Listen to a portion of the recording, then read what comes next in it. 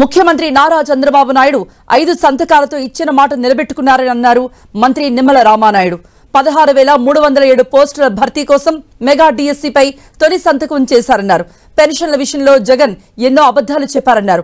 July 1వ తేదీన 7,000 రూపాయల పెన్షన్ను ఇంటి వద్దే ఇస్తామన్నారు.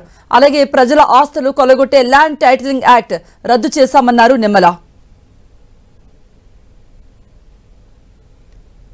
అధికారంలోకి వచ్చినటువంటి మొట్టమొదటి రోజునే డిఎస్సి మీద సంతకం పెట్టారని అంటే ఈవేళ ఇచ్చిన మాటను నిలబెట్టుకునేటువంటి ప్రభుత్వం తెలుగుదేశం, జనసేన, బీజేపీ, ఎన్డీఏ ప్రభుత్వం అని చెప్పి ఈ సందర్భంగా తెలియజేసుకుంటూ, అదేవిధంగా ఏదైతే ఈవేళ చంద్రబాబు నాయుడు గారు 2వ సంతకం ఏదైతే ల్యాండ్ టైటిలింగ్ యాక్ట్ ఏదైతే ఉందో దాన్ని రద్దు చేయడం అంటే 3,000 రూపాయలు ప్లస్ పెంచినటువంటి 4,000 రూపాయలు అంటే 7,000 రూపాయలు రేపు జూలై 1వ తేదీన ఎన్డీఏ మన ప్రభుత్వం వచ్చిన తర్వాత ఈ ఆంధ్రప్రదేశ్ రాష్ట్రంలో ఉన్నటువంటి ప్రతి వృద్ధుడు, ప్రతి వితంతువు కూడా మరి ఇంటి దగ్గరే మరి వాళ్ళు పింఛన్ అందుకునేటువంటి విధంగా, మరి దివ్యాంగులు అయితే 6,000 రూపాయలు వాళ్ళకి పెంచినటువంటి పింఛన్ అందుకునేటువంటి విధంగా ఈవేళ 3వ మరి సంతకం. ఎందుకంటే పెన్షన్లు అంటేనే తెలుగుదేశం. ఎందుకంటే అసలు ఈ రాష్ట్రంలో 35 రూపాయలతో పింఛన్ మొదలుపెట్టిందే